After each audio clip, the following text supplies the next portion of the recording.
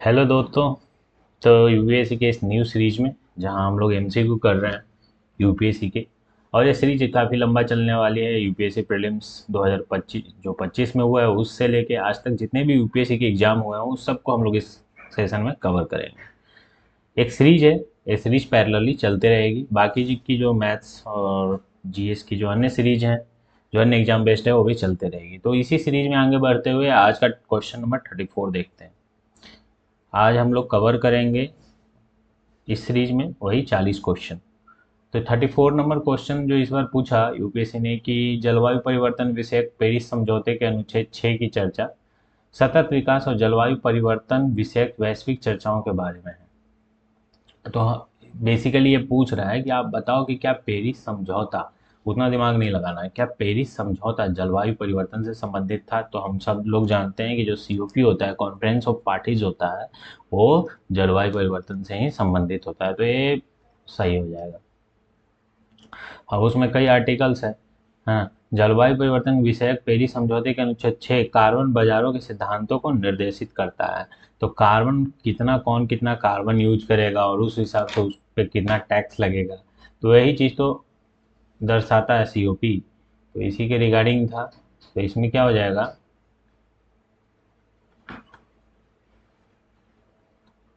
इसमें दोनों ही जो स्टेटमेंट है, ये तो स्टेटमेंट सही है, सॉरी, ये तो स्टेटमेंट सही है कि हाँ वैश्विक चर्चाओं के बारे में। दूसरा है कि कथन दूसरा है कि जलवायु परिवर्तन विषय इस पेरिस समझौते के अनुच्छेद 6 कार्बन बाजारों के निर्देशित करता है। और कथन तीसरा क्या है? तीसरा है कि जलवायु परिवर्तन विषयक पेरिस समझौते के अनुच्छेद 6 का आशय, देखिए तीनों इसमें अनुच्छेद 6 के बारे में पूछा है। इसमें भी अनुच्छेद 6 का ही जिक्र किया है और इसमें भी अनुच्छेद 6 का ही जिक्र किया है। का आशय देशों को अपने जलवायु लक्ष्य प्राप्त करने होते उनके बीच गैर बाजारी रणनीतियों का संवर्धन करना है। तो ये सब दोनों सही है और ये दोनों ही स्टेटमेंट वन को सपोर्ट कर रहे हैं।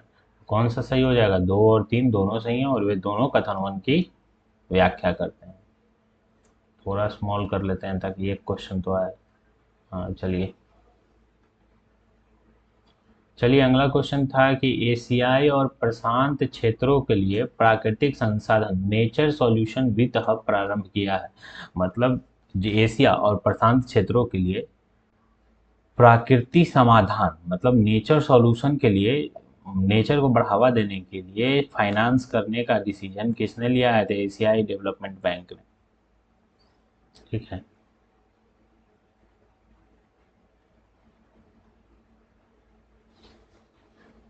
क्वेश्चन नंबर 37 की ओर देखते हैं। ये 37 नंबर क्वेश्चन, 36 नंबर का क्वेश्चन क्या था? ये क्वेश्चन है रिलेटेड, बहुत ही इंपॉर्टेंट है और आजकल ये काफ़ी न्यूज़ में है। देखिए, डायरेक्ट एयर कैप्चर एक टेक्नोलॉजी है, नई न्यू टेक्नोलॉजी है डायरेक्ट एयर कैप्चर। तो उसी के बारे में है कि जो नई उभरती प्रौद्योगिकी है, एक नई टेक्नोलॉजी इंडस्ट्री ही हो रहा है डायरेक्ट एयर कैप्चर का। तो है क्या, बेसिकली मैं आपको बताता हूँ। डायरेक्ट एयर कैप्चर में क्या होता है कि ये एक उपकरण जैसा बनाया गया है जिसमें क्या है,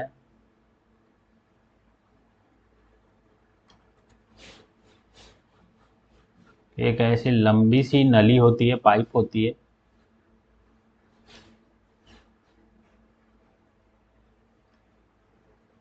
और इस तरह से ये आजकल बहुत फेमस है, बहुत फेमस। ये फ्यूचर इसी का है, डायरेक्ट एयर कैप्चर का। कई लोग तो अब इसको आजकल डीएसी के नाम से जाना जा रहा है, डायरेक्ट एयर कैप्चर। एक और टेक्नोलॉजी आई है कि लोग घरों में इस तरह की एक टेक्नोलॉजी लगाते हैं और उसके बाद क्या होता है, वो जो टेक्नोलॉजी है घरों से कार्बन डाइऑक्साइड वगैरह को निकालती है। तो ये भी सिमिलर टेक्नोलॉजी ही है, डायरेक्ट एयर कैप्चर। यहाँ पे पंखा लगा रहता है, पंखा, और ये क्या करता है, इधर से एयर को खींचता है अंदर की ओर। और यहाँ पे लगा रहता है, यहाँ पे बहुत सारा स्ट्रॉन्ग केमिकल्स का एक एरिया है। तो ये केमिकल क्या करता है कि कार्बन डाइऑक्साइड जो एयर में है उससे कंबाइंड हो जाता है। और यहाँ पे कुछ एक फिल्टर लगा रहता है, वो फिल्टर, यहाँ पे फिल्टर लगा रहता है। ये फिल्टर क्या करता है कि जो कार्बन डाइऑक्साइड वाला जो जो कंबाइंड होकर कार्बन डाइऑक्साइड कुछ अलग कंपाउंड बनाता है केमिकली, उसको इस एरिया में भेज देता है।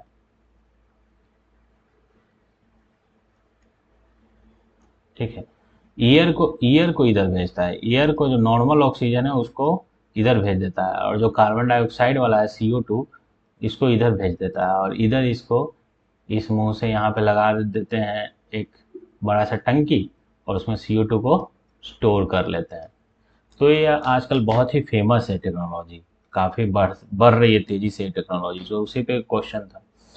और साथ ही साथ ये भी है कि एक ऐसी टेक्नोलॉजी भी है जो घरों में लगाया जाता है, कि घर में जो कार्बन डाइऑक्साइड है उसको बाहर फेंकता है ना।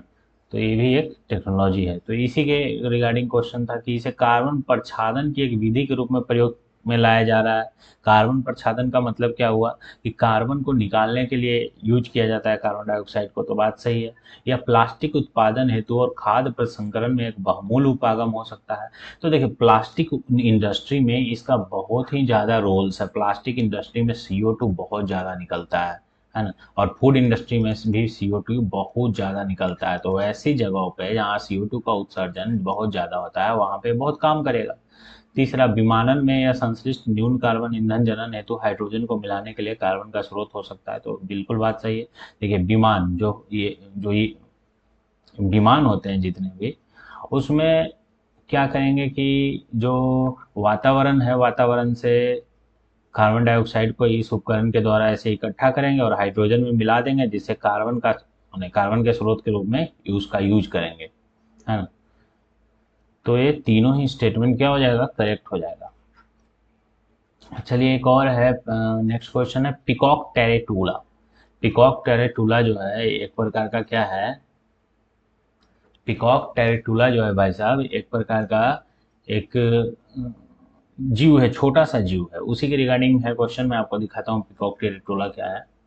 हम लोग उसमें से कई ने इस जीव को देखा होगा, ये बकरी जैसा है, पिकॉक टेरेंटुला के नाम से फेमस है। हाँ, तो इसी पे UPSC ने इस बार क्वेश्चन पूछ लिया। तो चलिए क्वेश्चन को देखते हैं कि यह एक सर्वभक्षी परसकवची क्रिस्टेशियाई है। सर्वभक्षी का मतलब सब कुछ खाने वाला, है ना। तो ये जो जीव आप देख रहे हैं, ये जो जीव आप देख रहे हैं, इसको सर्वभक्षी के श्रेणी में, फ्रूट्स भी खा लेता है, कीड़े मकोड़े भी खाता है। तो एक सर्वभक्षी के कैटेगरी में इसको रखा जाता है। दूसरा है, दूसरा पॉइंट क्या है, दूसरा पॉइंट है कि इसका प्राकृतिक आवास, ठीक है, ये तो सही हो गया।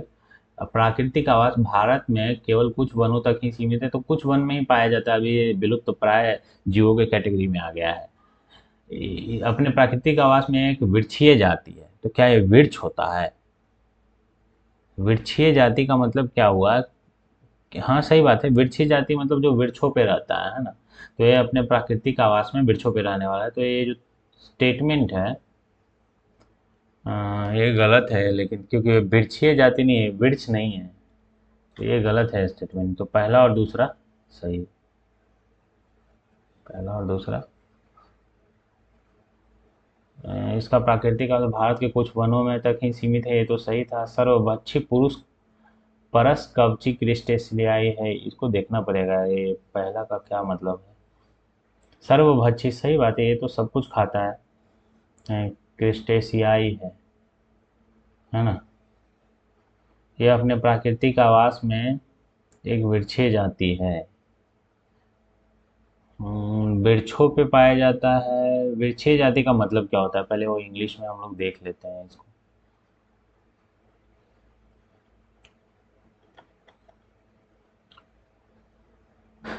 एरोब्रियल स्पेसीज, एरोब्रियल स्पेसीज दे रहा है। तो एरोब्रियल स्पेसीज का मतलब, सॉरी, यहाँ जो क्रिस्टेशियन दिया हुआ है, तो इसके रिगार्डिंग में बोलता है कि क्रिस्टेशियंस नहीं है, एक क्या है, स्पाइडर है। सही बात है, जो हम लोगों ने देखा, जिस चीज़ को देखा, वो एक स्पाइडर है, क्रिस्टेशियन नहीं है। आंध्र प्रदेश के जंगलों में पाया जाता है। तो ये स्पाइडर है, जिसके कारण ये स्टेटमेंट गलत हो जाएगा। ओमनीवोरस तो है, नो डाउट ओमनीवोरस है, सब कुछ खाता है, लेकिन ये क्रिस्टेशियन प्रजाति का ना होके ये क्या है, ये तो एक स्पाइडर है, ये एक स्पाइडर है। ठीक है, तो ये गलत हो जाएगा। ये नेचुरल हैबिटेट इंडिया में कुछ ही जगह है, जैसे आंध्र प्रदेश का कुछ जगह है, और in its natural habitat it is an arboreal species. तो एरोब्रियल स्पेसीज के बारे में मैं वही बता रहा था कि एरोब्रियल स्पेसीज वो स्पेसीज होते हैं जो पौधों पेड़ों पे रहते हैं। तो बात सही है, 2 और 3 सही हो जाएगा। नेक्स्ट क्वेश्चन की ओर देखते हैं। क्वेश्चन है कि भारत में कार्बन डाइऑक्साइड का उत्सर्जन 0.5 टन CO2 प्रति व्यक्ति से कम है। क्या भारत के लोग जो हैं प्रति व्यक्ति 0.5 टन कार्बन डाइऑक्साइड ऑक्साइड से कम उत्सर्जन करते हैं? तो वही प्रश्न है कि जो भारत में कार्बन डाइऑक्साइड CO2 का उत्सर्जन प्रति व्यक्ति CO2 0.5 टन से कम है, तो ये बात सही है। ठीक है, ईंधन दहन से CO2 उत्सर्जन के आधार पर भारत एशियाई प्रशांत क्षेत्र में दूसरे स्थान पर है। तो ईंधन दहन से, ईंधन का दहन करने से जो CO2 उत्सर्जन होता है उसमें भारत पूरे एशिया में दूसरे स्थान पर है, और पहले स्थान पर चीन है ना। ईंधन दहन से CO2 उत्सर्जन के आधार पर भारत एशिया में दूसरे स्थान पर, तो ये स्टेटमेंट सही हो जाएगा। पहले स्थान पर तो चीन है। भारत में विद्युत और ताप उत्पादक CO2 उत्सर्जन के सबसे बड़े स्रोत हैं, तो ये भी सही हो जाएगा। जो विद्युत का उत्पादन कैसे होता है, वो वाष्प से होता है। अभी भी विद्युत का उत्पादन सबसे ज़्यादा भारत में वाष्प से ही होता है। पानी को ऐसे कोयला से गर्म करते हैं, कोयला करके जो वाष्प निकलता है उसी से विद्युत का उत्पादन होता है। तो इसको ताप इंडस्ट्री में भी इसका बहुत ज़्यादा मतलब यूज है हीट प्रोड्यूस करने के लिए। तो CO2 कोयला से निकलता है, तो उसमें भी CO2 सबसे बड़ा उत्सर्जक है ना। तो ये तीनों स्टेटमेंट क्या हो जाएगा, सही हो जाएगा। चलिए नेक्स्ट 39 नंबर क्वेश्चन देखें। मिलाना है कि कसावा क्या है। तो कसावा जो है, क्या कसावा, कसावा क्या होता है? पहले कसावा तो एक जानिए प्लांट है, कैसा दिखता है वो भी देख लेते हैं हम लोग। कसावा,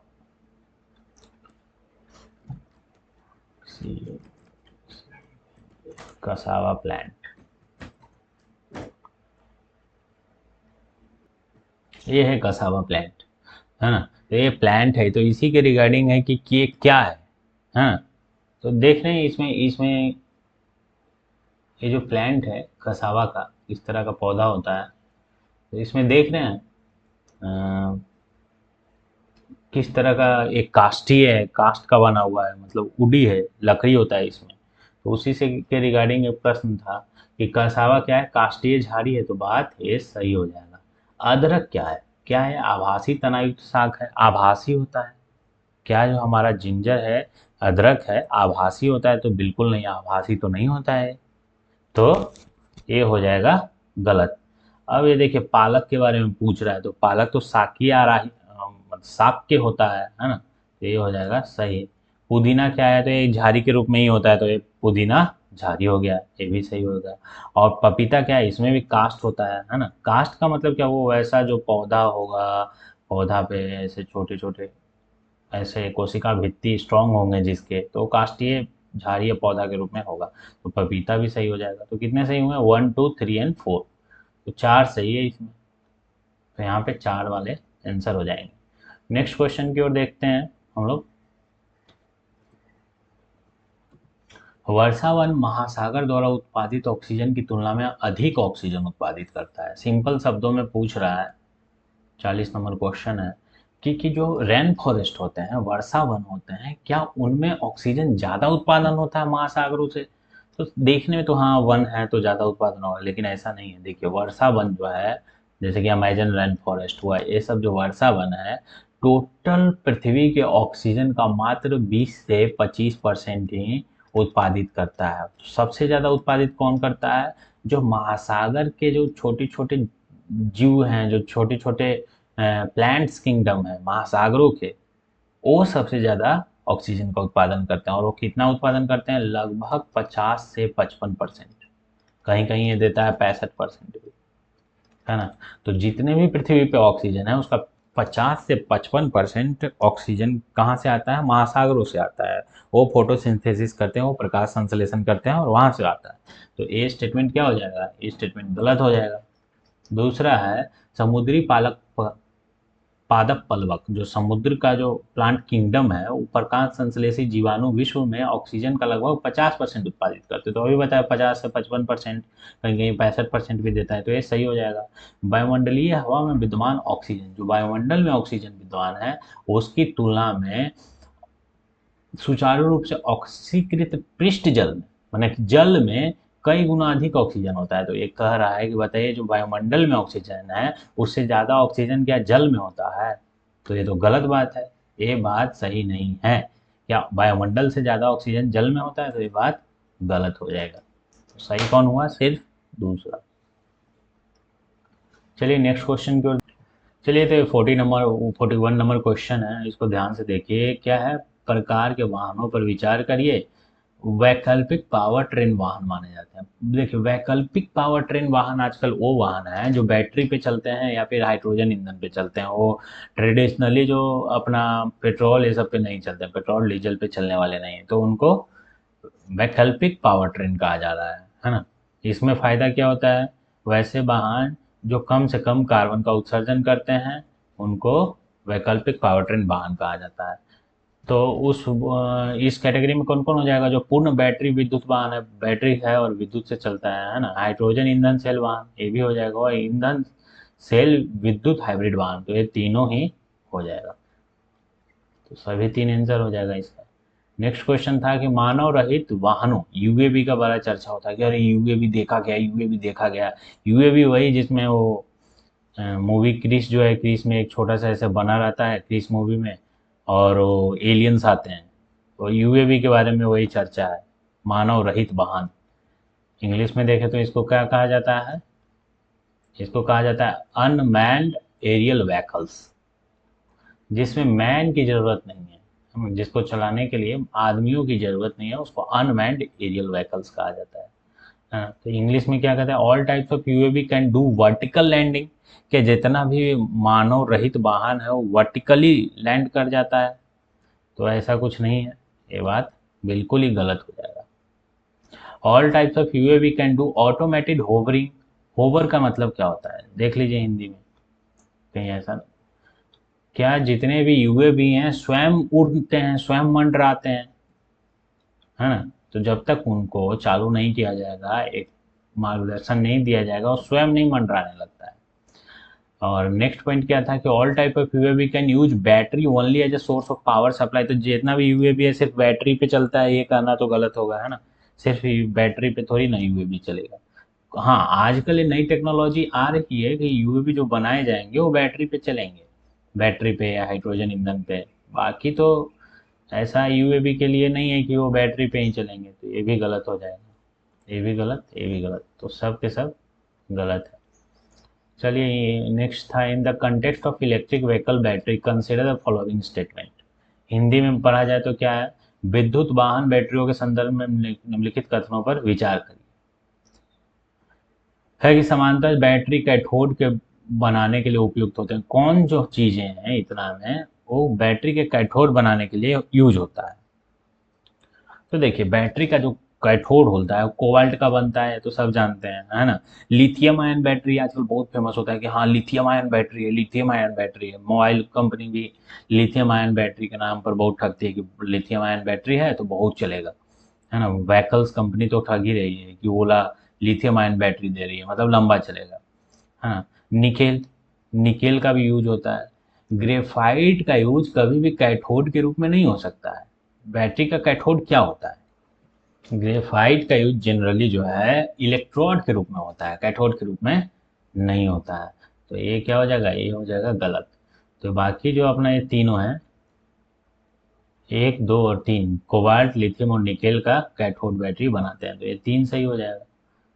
चलिए अगला क्वेश्चन क्या था उसको भी देखते हैं थोड़ा।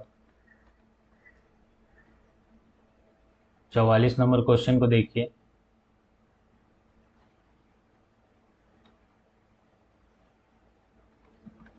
हाँ कि धूम्र, देखिए यही क्वेश्चन है कि कितने में प्लास्टिक होता है? तो धूम्रपान के बाद सिगरेट के बचे हुए जो टुकड़े होते हैं, क्या उसमें प्लास्टिक होता है? तो प्लास्टिक होता है। चश्मे के जो लेंस बनते हैं उसमें भी प्लास्टिक होता है। कार के टायर में तो प्लास्टिक होता है। तो सभी तीनों में प्लास्टिक होता है। ये क्वेश्चन, इस पे काफ़ी मीम्स बन रहे हैं कि हर सिगरेट पीने वाला जो है शराबी या नशेबाज नहीं होता है, कुछ यूपीएससी के स्टूडेंट भी होते हैं। तो इस तरह से करके मीम भी बन रहे हैं इस पे। चलिए नेक्स्ट 45 नंबर क्वेश्चन देखिए। उपयुक्त में से कितनों के उत्पादन में कोयला गैसीकरण प्रौद्योगिकी प्रयुक्त की जाती है? इंग्लिश में क्या है इसका मतलब? इंग्लिश में मतलब है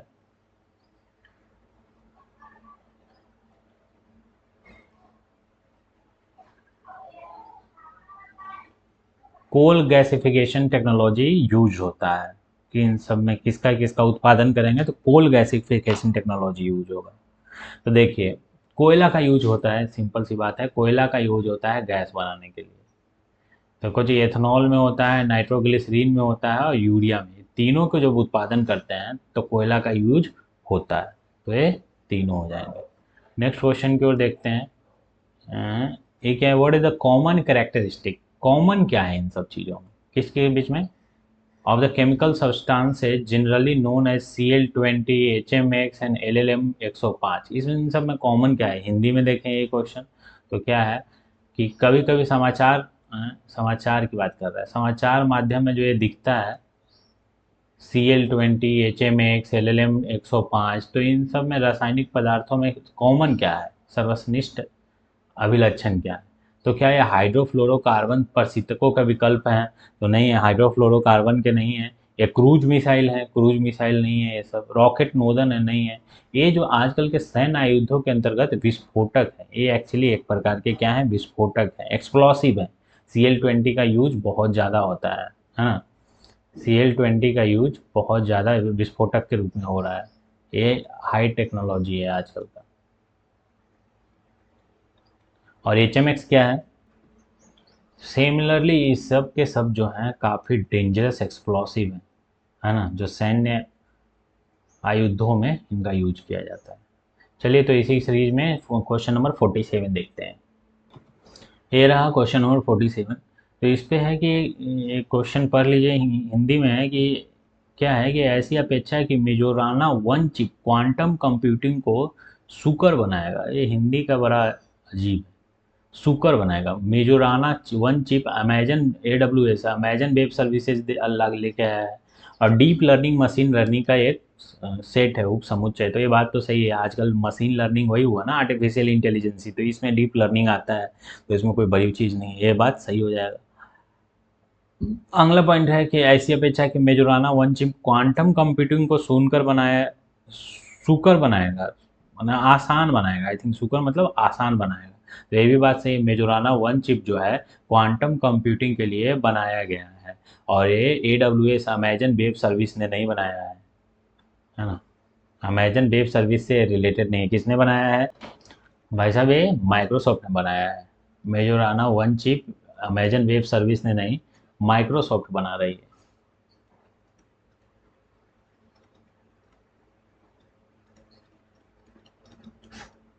चलिए नेक्स्ट क्वेश्चन की ओर देखते हैं। हमने कहा देखा कि मेजोराना वन चिप क्वांटम कंप्यूटिंग को आसान बना देगा। मेजोराना वन चिप जो है AWS ना बना के माइक्रोसॉफ्ट बना रही है, और डीप लर्निंग मशीन लर्निंग का ही एक पार्ट है। चलिए नेक्स्ट क्वेश्चन देखते हैं। प्राय समाचारों में चर्चित एक क्लोनी प्रतिरक्षियों मोनोक्लोनिंग एंटीबॉडी के संदर्भ में है। इसको इंग्लिश वर्जन देख लेते हैं। With reference to the monoclonal antibodies often mentioned in news, consider the following statement. They are man-made proteins. Monoclonal antibodies है तो क्या ये man-made proteins? तो बात सही है, ये आजकल जो न्यूज़ में था, ये मोनोक्लोनियल एंटीबॉडीज बहुत फेमस था। ये कौन बना रहा है? WHO ये सब वगैरह मिल के बनाया। और किसके लिए? तो नीफा वायरस के लिए, नीफा वायरस के ट्रीटमेंट के लिए इसको बनाया है। तो मोनो मोनो क्यों, मोनोक्लोनियल क्यों कर रहा है? क्योंकि इसमें मतलब इसका जो स्ट्रक्चर है वो मोनो है, डाइपोल ना होकर मोनो है। तो monoclonal antibody often mention in news है, consider the following, they are man made proteins है। तो बात है सही है, मैन मेड है। They stimulates immunological function due to their ability to bind to specific antigen. सही बात है। हिंदी में इसको देख लेते हैं। ये क्या कर रहा है कि विशिष्ट प्रतिजन से बंधन बनाने की अपनी क्षमता के लिए जाना जाता है ना। तो ये बात सही है। वे नीपा वायरस अभी बताएं, नीपा वायरस के संक्रमण के लिए यूज किया जा रहा है, WHO वगैरह ने मिलकर बनाया है, तो ये तीनों सही हो जाएगा। चलिए अगला जो पॉइंट था वो है महासागरीय, क्वेश्चन नंबर 49, महासागरीय जल में कोई विषाणु जीवित नहीं बच सकता, ऐसा होता है जी। महासागर के जल में थोड़ा बनी विषाणु होता है, बहुत सारा वायरस होता है। कोई विषाणु जीवाणुओं में संक्रमण नहीं कर सकता, ऐसा नहीं है, विषाणु जीवाणुओं में संक्रमण करता है, ये भी गलत हो जाएगा। कोई विषाणु परपोषी कोशिका में कोशिकीय अनुलेखनात्मक सक्रियता को परिवर्तित नहीं कर सकता है, ऐसा नहीं है, वायरस का काम ही यही है। यदि ये आदमी में आया तो उसका जो कोशिका है उसको म्यूटेट करता है, म्यूटेशन लाता है कोशिका में। तो वही है, इंग्लिश में देखिएगा तो वही है कि no virus can change the cellular transcription, cellular transcription को ही तो बदलता है वायरस अपने होस्ट सेल में, तो ये भी गलत हो जाएगा। No virus can survive in ocean, ocean में सर्वाइव नहीं करेगा, सब करेगा। No virus can infect bacteria, bacteria को भी इन्फेक्ट कर देता है। No virus can change the cellular transcription, इसको भी बदल देता है, तो ये तीनों क्या हो जाएगा, गलत हो जाएगा। तो है कि करेक्ट कौन सा है, इसमें था कि करेक्ट बताइए।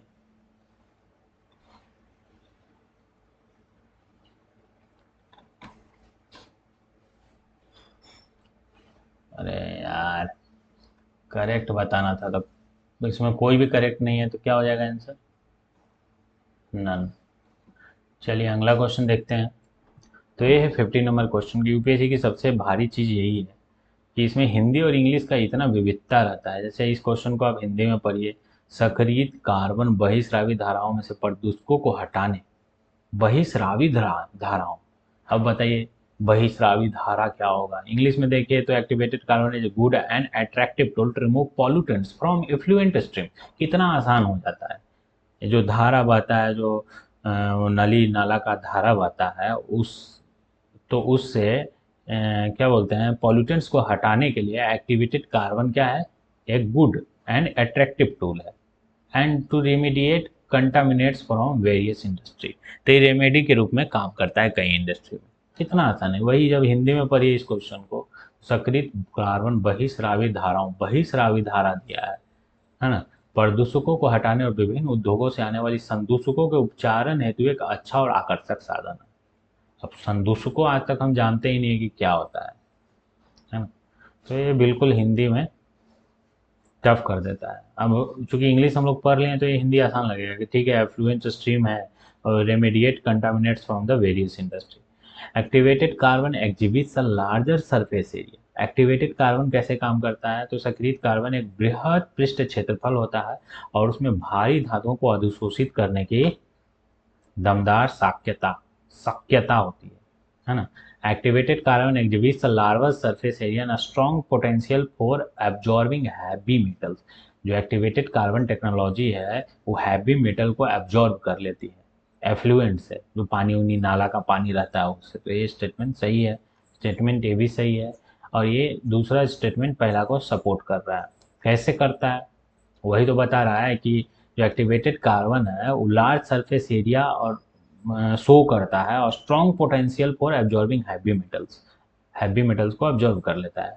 Activated carbon can be easily synthesize, आराम से सिंथेसाइज हो जाता है इन्वायरमेंटल वेस्ट में, और इसके साथ हाई कार्बन कंटेंट आ जाता है ना। सक्रिय कार्बन उच्च कार्बन अंश वाले वातावरणीय अपशिष्टों में आसानी से संश्लेषित किया जा सकता है, तो ये भी सही हो जाएगा। तो दोनों ही कथन सही है और पहला का सपोर्ट कर रहा है।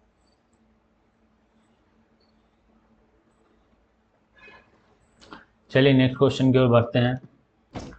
तो 51 नंबर क्वेश्चन बहुत ही इंपॉर्टेंट है, पॉलिटी का क्वेश्चन है। भारतीय राज्य व्यवस्था के संदर्भ में है कि अध्यादेश किसी केंद्रीय अधिनियम को संशोधित कर सकता है। तो देखिए अध्यादेश कौन जारी करता है, आप सब जानते हैं कि अध्यादेश जो है राष्ट्रपति जारी करता है, प्रेसिडेंट लाता है, कौन आर्टिकल के तहत,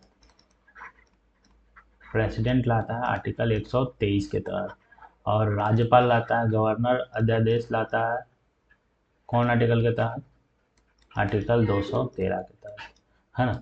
तो अध्यादेश किसी केंद्रीय अधिनियम को संशोधित कर सकता है, तो ये जो बात है आप बताइए, ये कर सकता है, केंद्रीय किसी भी केंद्रीय अधिनियम को संशोधित कर सकता है, लेकिन उसका शर्त है। शर्त क्या है कि 6 महीने के भीतर, 6 मंथ के भीतर जो है उसको संसद का अनुमोदन प्राप्त होना चाहिए। यदि अनुमोदन नहीं होता है तो वो निरस्त हो जाएगा। तो ये बात सही है।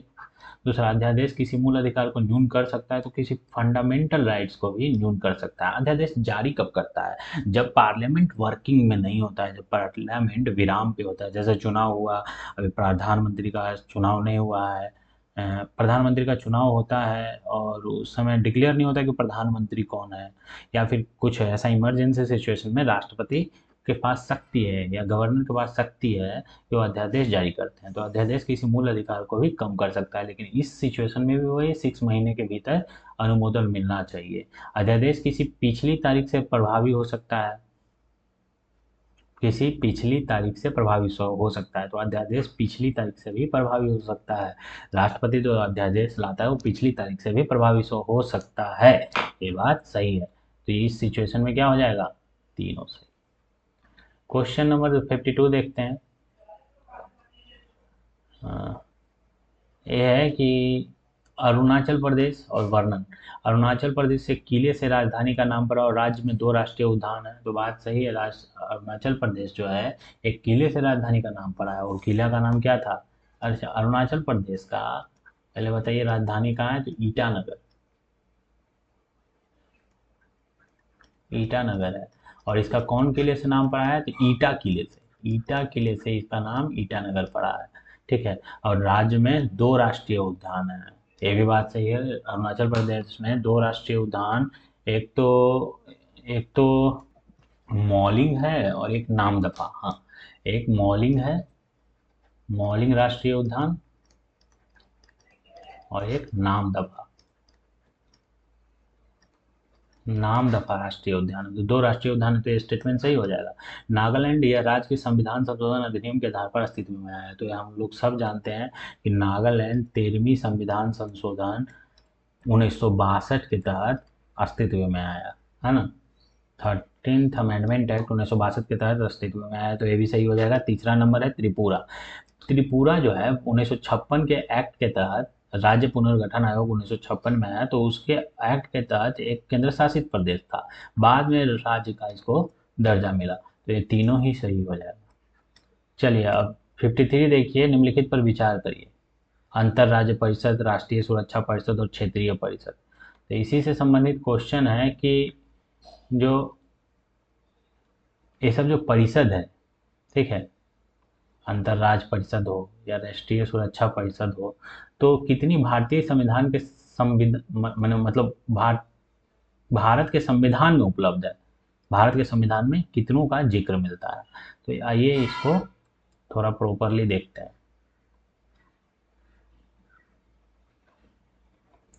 देखिए, अंतर राज्य परिषद का भारतीय संविधान में जिक्र आता है। कौन से आर्टिकल में जिक्र आता है? तो आर्टिकल 263 जो है अंतर राज्य परिषद से संबंधित है।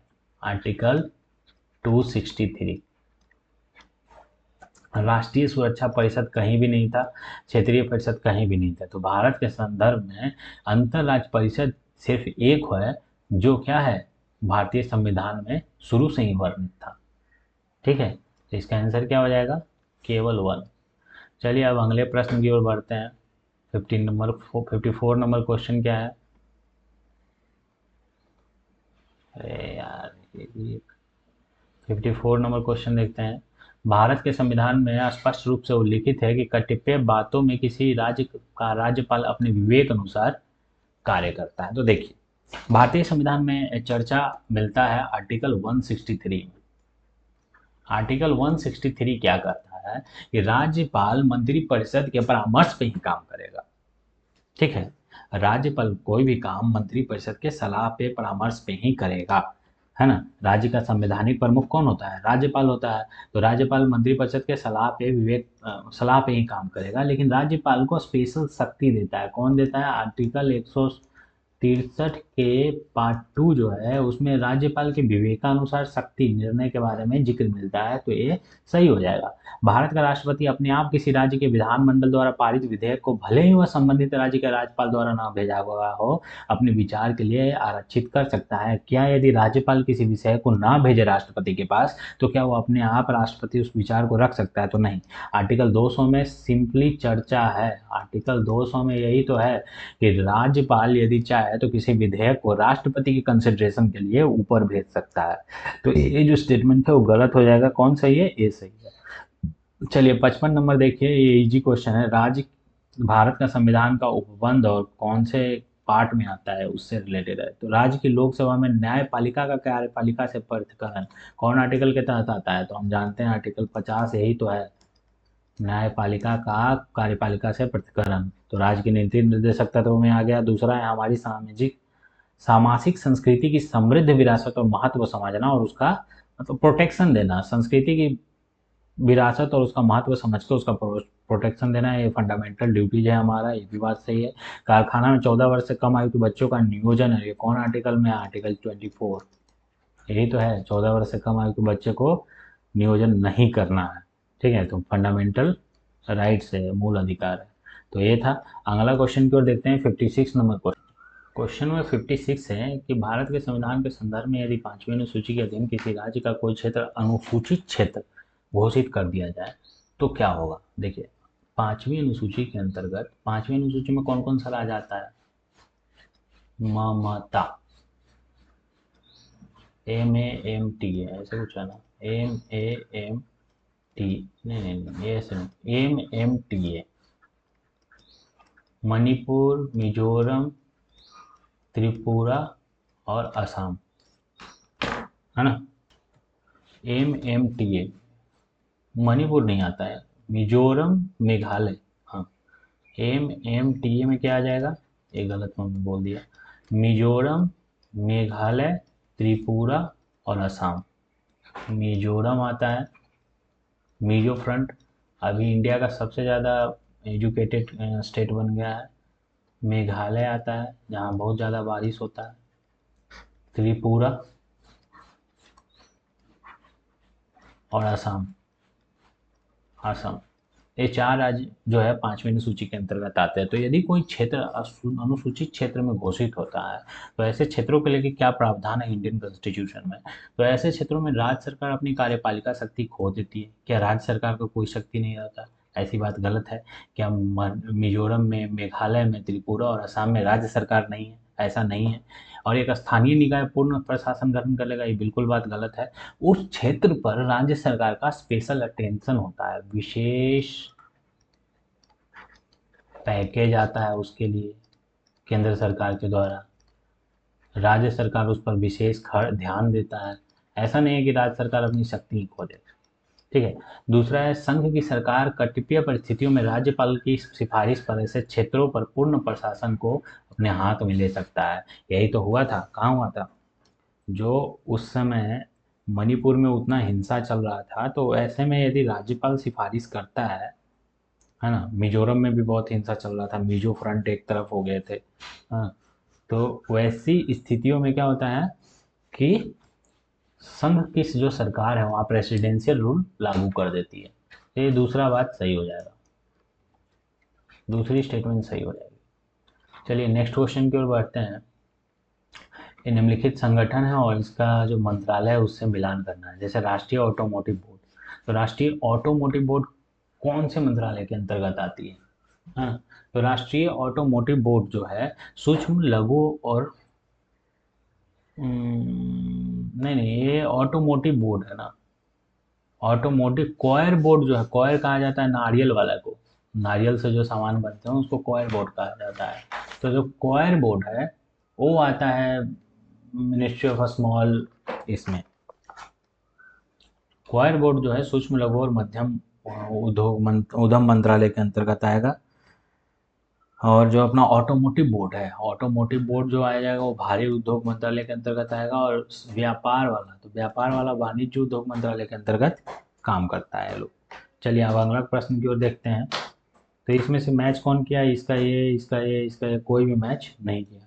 अगला है भारत के संविधान के अंतर्गत निम्नलिखित विषयों पर विचार करना है। 7वीं अनुसूची में सूची 1 संघ सूची, किसी राज्य की कार्यपालिका शक्ति का विस्तार और राज्यपाल के पद के लिए शर्तें। निम्नलिखित पॉइंट है। तो ये क्वेश्चन क्या पूछा है कि निम्नलिखित में से किसके लिए राज्य, यदि इस निम्नलिखित में से किसी में यदि संशोधन करना है, क्या कर रहा है कि उपरोक्त में से किस के संबंध में संविधान संशोधन यदि करना है तो क्या करना पड़ेगा, भारत के राष्ट्रपति को अनुमति लेना पड़ेगा। किससे? कम से कम आधे राज्यों के विधानमंडलों से। समझे? किसमें संशोधन करने के लिए विधानमंडलों से, कम से कम आधे राज्यों के विधानमंडलों से परमिशन लेना पड़ेगा, ये प्रश्न है। तो देखिए इन सब से जिसमें राज्य इन्वॉल्व होगा वही जगह तो राज्य का परमिशन की जरूरत है। जैसे कि 7वीं अनुसूची के सूची वन संघ सूची के विषय में यदि आप कुछ परिवर्तन करिएगा, राज्य सूची के विषय में परिवर्तन कीजिएगा, तो वैसी सिचुएशन में आपको आधे राज्यों के जो विधानमंडल है उससे परमिशन लेना पड़ेगा। दूसरा, किसी राज्य की कार्यपालिका शक्ति का विस्तार करिएगा तो वैसी सिचुएशन में भी लेना पड़ेगा। राज्यपाल के पद के लिए संसद का बहुत है, संसद से ही काम हो जाता है। तो 1 और 2 हो जाएगा इसका आंसर।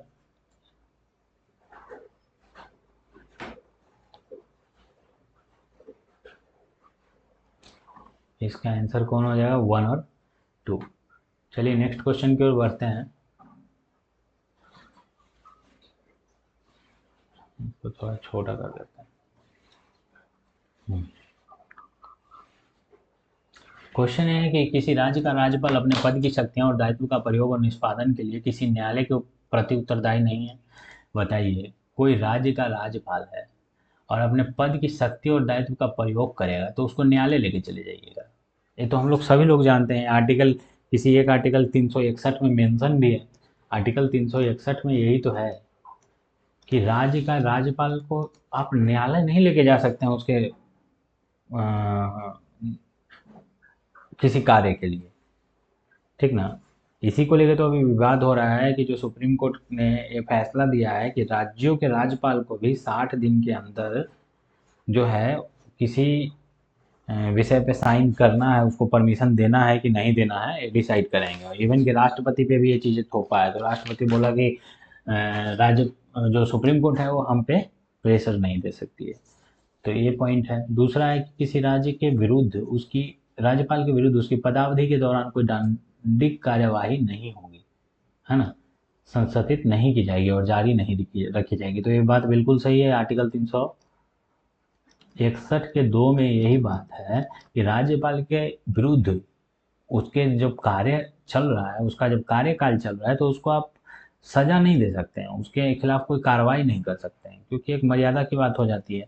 तीसरी पॉइंट है कि किसी राज्य विधानमंडल के सदस्य सदन के अंदर कही गई किसी भी बात के लिए किसी भी न्यायालय के में कार्यवाही के लिए दायित्व नहीं है। तो बात सही है। यदि कोई राज्य विधानमंडल के अंतर्गत बहस कर रहा है और कुछ भी बोल दिया तो उसके लिए उसको न्यायालय लेके आप नहीं जा सकते। और ये चर्चा कौन से आर्टिकल में है? आर्टिकल 194 में है कि राज्य विधानमंडल के सदस्य सदन के अंदर कही गई बात के लिए सदन न्यायालय नहीं ले जा सकते हैं। और संसद के लिए भी ये बात रहता है कि संसद के जो सदस्य हैं, संसद के अंतर्गत कही गई बातों के लिए न्यायालय नहीं ले जा सकते हैं। तो वो कौन सा आर्टिकल हो जाता है? आर्टिकल 105। चलिए अब अगला क्वेश्चन की ओर देखते हैं। निम्नलिखित क्रियाकलापों पर, अच्छा तो इसमें कौन कौन सा सही हो गया? तीनों ही तो पॉइंट सही है, तो इस हिसाब से तीनों आंसर हो जाएगा। चलिए निम्नलिखित क्रियाकलापों पर विचार करिए। कच्चे तेल का उत्पादन करना है, पेट्रोलियम का परिसंकरण और संग्रहण ये सब वितरण करना है, बेचना उचना है पेट्रोलियम को, प्राकृतिक गैस का उत्पादन करना है। तो ये सब किसका काम है? पेट्रोलियम और प्राकृतिक गैस नियामक बोर्ड का ही काम है। तो ये सभी चारों सही हो जाएगा। तो 60 क्वेश्चन हो गया। अब नेक्स्ट क्वेश्चन की ओर देखते हैं हम लोग। ये तो इंग्लिश वर्जन होगा, ये हिंदी का रहा। ये सब अच्छा अच्छा क्वेश्चन, इसमें हम लोग को बहुत कुछ सीखने को मिलेगा। 61 नंबर क्वेश्चन को पढ़िए। क्या कर रहा है कि राजस्व व्यय 80,000 है, राजस्व प्राप्ति 60,000 है, सरकारी बजट 10,000 करोड़ के आधार ग्रहण और 6,000 करोड़ का ब्याज भुगतान को भी प्रदर्शित करता है। तो क्या होगा? राजस्व घाटा होगा, राजकोषीय घाटा होगा, प्राथमिक घाटा होगा। ए दिया हुआ है और पूछ रहा है कौन सा सही है। तो चलिए इस चीज़ को मैं एक्सप्लेन करता हूँ। तो देखिए पहला पॉइंट क्या है, राजस्व घाटा। राजस्व व्यय किसको कहते हैं?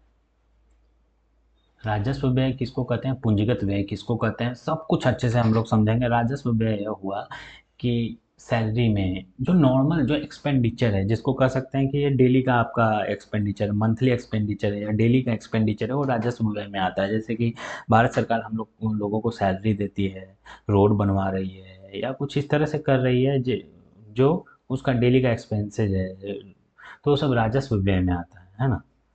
पूंजीगत व्यय यदि रहता तो वैसी व्यय जिससे कुछ प्राप्त हो, कैपिटल इन्वेस्टमेंट उसको कहते हैं कि कोई इंडस्ट्री बनवा दिया, अब उससे क्या होगा कि लोग सामान बनेगा, सामान से ट्रांसपोर्टेशन होगा या जो भी होगा उससे पैसे प्राप्त होंगे, तो उसको पूंजीगत व्यय कहते हैं। सिंपल शब्दों में कहें तो अ, हमारे लिए राजस्व व्यय क्या है, कॉपी खरीद लेना, बुक्स खरीद लेना, ये सब हमारे राजस्व व्यय का हिस्सा है ना। राजस्व प्राप्ति हो जाता है कि जो हमारे, हम इसके चर्चा पिछली वीडियो में किए थे कि राजस्व प्राप्ति वो प्राप्ति है जो हमारी नॉर्मल प्राप्त होता है, हमें जो पॉकेट मनी मिलता है। और पूंजीगत प्राप्ति वो प्राप्ति है जो अचानक से कहीं से आ जाता है, जैसे हम कोई लोन ले लेते हैं या फिर हम अपने पास का जो सामान है, लैपटॉप है, मोबाइल है, वो सब बेच देते हैं, तो उससे जो पैसा प्राप्त होता है, या नानी के यहाँ गए वहाँ से कुछ पैसा प्राप्त हुआ, तो वो सब पूंजीगत व्यय का हिस्सा, पूंजीगत प्राप्ति का हिस्सा हुआ। उसी तरह से राजस्व व्यय वो व्यय है जो हमारी डेली एक्सपेंसेज है, वो राजस्व व्यय में होता है। राजस्व पूंजीगत व्यय क्या यदि रहता तो क्या हो जाता, पूंजीगत व्यय वो व्यय होते हैं जो हम इन्वेस्ट करने के बाद कुछ प्राप्त कर सकते हैं। जैसे सपोज करिए कि एक व्यापारी है और व्यापारी कुछ सामान पैसा लेके खरीदता है और उसको बेच देता है, तो उससे कुछ जो प्राप्ति होती है वो उसका पूंजीगत व्यय है, कैपिटल इन्वेस्टमेंट है। यदि इंडस्ट्री में सरकार इन्वेस्ट करती है तो उससे कुछ प्राप्त होता है, वो उसका पूंजीगत व्यय है। जैसे अहमदाबाद से लेकर मुंबई के लिए एक बुलेट ट्रेन बन रही है, तो उसमें सरकार पूंजीगत व्यय कर रही है, उससे इसको इन्वेस्टमेंट की और उससे इसको कुछ प्राप्त होगा, तो that is called capital investment. तो राजस्व व्यय समझ गए। राजस्व प्राप्ति का मतलब क्या हुआ कि ठीक है, इसके बारे में हम लोग चर्चा कर चुके हैं कि जो डेली हमारा प्राप्ति है, जैसे कि मंथली हमको जो सैलरी आ रहा है या फिर मंथली किसी का पॉकेट मनी आ रहा है, सरकार के परिप्रेक्ष्य में बात करें तो राजस्व प्राप्ति हो गया कि जो उसको इनकम टैक्स से प्राप्त हुआ, जीएसटी से प्राप्त हुआ, तो वो सब राजस्व प्राप्ति हो गया। ठीक है। सरकारी बजट के आधार ग्रहण, आधार तो ग्रहण समझते हैं, मतलब कि ऋण ले लिया, 6,000 करोड़ का ब्याज भुगतान कर दिया। ठीक है, तो उसी के संबंध में राजस्व घाटा क्या होता है। तो देखिए राजस्व घाटा क्या होता है, राजस्व व्यय में से राजस्व प्राप्ति को घटा दीजिए, राजस्व घाटा हो गया। इस साल आपने खर्चा कितना किया, 80,000, और आपको मिला कितना, 60,000, तो ये आपका 20,000 जो रुपया बचा वो राजस्व घाटा हो गया। हाँ। सिमिलरली यदि सिंपल शब्दों में कहें तो आपका पॉकेट मनी है कितना, सपोज करिए आपका पॉकेट मनी है 5,000 और आपने इस महीने खर्चा कर दिया 6,000, तो ये जो 1,000 रुपया खर्चा किया हुआ आपका क्या हो गया, राजस्व घाटा हो गया। अभी 1,000 आप कहाँ से लाए होंगे, लोन लेके लिए होंगे, दोस्त से लिए होंगे, कहीं से तो लिए होंगे, तो ये राजस्व घाटा हो गया। जो 1,000 आपने लोन लिया है ना कहीं से, ये राजकोषीय घाटा आता है। जो 1,000 आप लोन लिए हैं, इस चीज़ को राजस्व व्यय और राजस्व प्राप्ति को संतुलित करने के लिए जो आप लोन लिए हैं, वो हो जाता है जो 1,000 रुपया, ये हो जाता है आपका राजकोषीय घाटा। तो जो हम लोन लेते हैं वो राजकोषीय घाटा, इसको इंग्लिश में फिजिकल डेफिसिट कहा जाता है, AFISCAL डेफिसिट, DEFICI। तो ये हो गया फिजिकल डेफिसिट। ठीक है। अब प्राथमिक घाटा क्या है, इसको भी बड़े परिप्रेक्ष्य में समझते हैं। अब सपोज करिए कि आपने जो हुआ क्या कि आपने, आपको मिला इस महीने 5,000 salary, 5,000 monthly expenses pocket money मिला, आपने 6,000 खर्चा कर दिया। 6,000 कैसे खर्चा किया कि एक इस 6,000 को मेंटेन करने के लिए आपको 1,000 लोन लेना पड़ा, तो 1,000 जो हो गया वो राजकोषीय घाटा या फिजिकल डेफिसिट हो गया। राजस्व घाटा को रेवेन्यू डेफिसिट कहा जाता है। तो अब ये जो 1,000 आपने जो लोन लिया है ना, जो आपका राजकोषीय घाटा है, इस 1,000 में से जो किसी पिछले महीने में बहुत पहले आपने 500 रुपया लोन ले रखा था किसी दोस्त से और उसको आपने लौटा दिया, तो आप जो 500 रुपया लौटाएं तो आप तो 500 कर्जा ही भर दिए ना, आपका इस महीने का लोन कितना हुआ, 500, तो ये जो 500 रुपया हो जाता है वो प्राथमिक घाटा होता है। मतलब यदि राजकोषीय घाटा में से जो लोन लिए हैं पहले उसको घटा दें, तो क्या हो जाएगा, प्राथमिक घाटा आएगा, है ना। इंटरेस्ट पेमेंट ये सब जो यदि आप कर देते हैं, इंटरेस्ट पेमेंट ऑन लोन, वो क्या हो जाएगा, प्राथमिक घाटा हो जाएगा। चलिए, तो इसको बड़े परिप्रेक्ष्य में देखते हैं। बड़े परिप्रेक्ष्य में क्या हो जाएगा, इसको कहते हैं राजस्व घाटा। राजस्व घाटा क्या हो जाता है, राजस्व प्राप्ति माइनस राजस्व व्यय। राजस्व प्राप्ति में से यदि हम राजस्व व्यय को घटा दें, तो वो जो हमारा बनेगा वो क्या बन जाएगा, राजस्व घाटा। तो ये सही हो गया। राजकोषीय घाटा, फिजिकल डेफिसिट, जो हमने लोन लिया, 10,000 रुपया लोन लिया सरकार, तो ये राजकोषीय घाटा हो गया। और प्राथमिक घाटा की 10,000 लोन लिया लेकिन 6,000 ब्याज भुगतान कर दिया। तो प्राथमिक घाटा क्या होता है कि राजकोषीय घाटा में से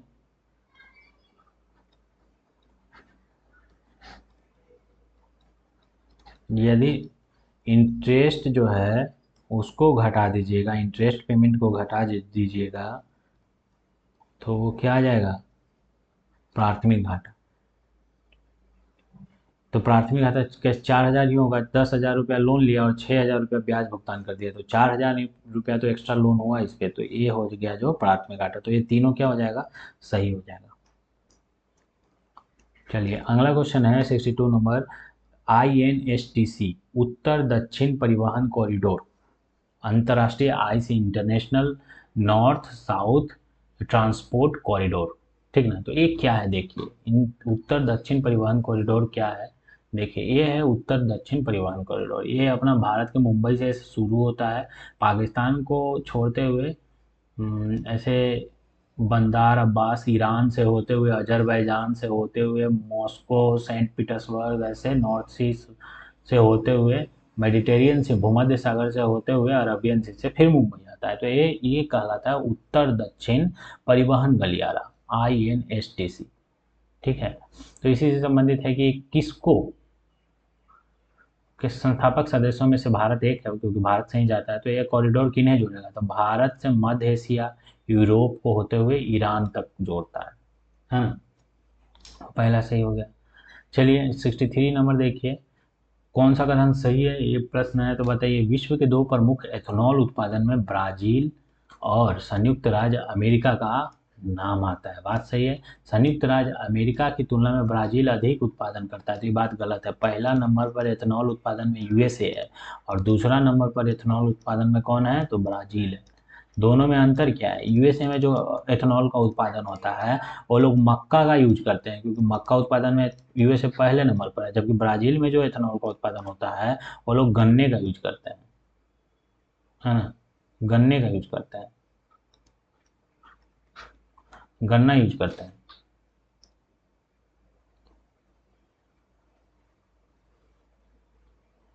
तो देखिए, पहला पॉइंट तो गलत हो जाएगा। दूसरा पॉइंट क्या था कि यस, जब जहाँ संयुक्त राज्य अमेरिका में एथेनॉल उत्पादन के लिए मक्का यूज होता है, बात सही है। ब्राजील में एथेनॉल उत्पादन के लिए प्रधान भरण सामग्री गन्ना है, तो ये बात सही हो जाएगा। तो दूसरा पॉइंट जो है इसका सही था। चलिए, अगला क्वेश्चन की ओर बढ़ते हैं।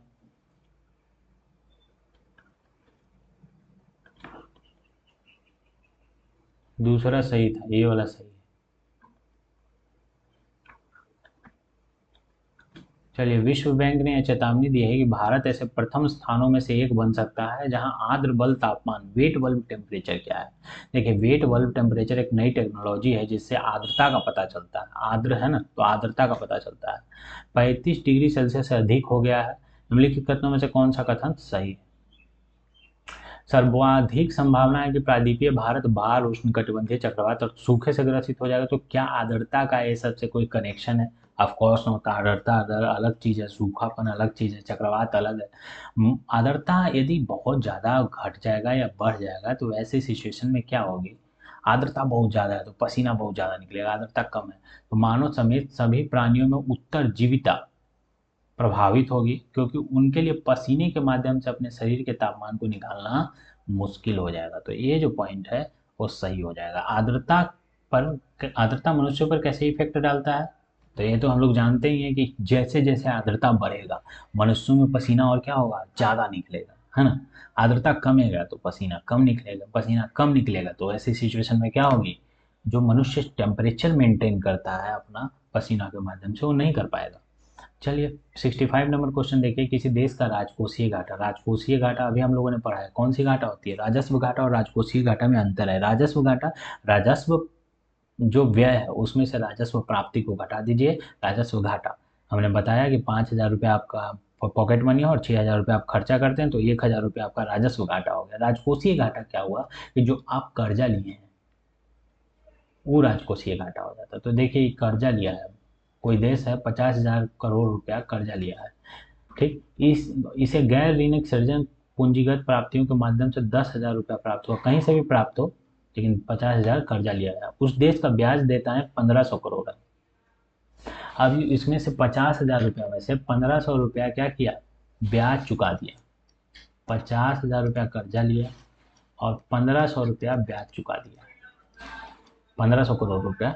तो पूछ रहा है कि उसका प्राथमिक घाटा, प्राइमरी डेफिसिट कितना है। तो हम जानते हैं कि जो जितना कर्जा लिया उसमें से जो लोन लोन चुका दिया है या जो ऋण चुका दिया है उसी को घटा देंगे। तो ब्याज चुका दिया है 1,500 करोड़, 50,000 में से 1,500 घटेगा, 48,500 करोड़ उसका प्राइमरी डेफिसिट या प्राथमिक घाटा हो जाएगा। तो चलिए आज यहीं पे स्टॉप करते हैं। कैसा लगा आप लोगों को सेशन ज़रूर बताइएगा। बाकी जो है हम लोग 65 to 100 कुछ देर में अपलोड करेंगे। Thank you.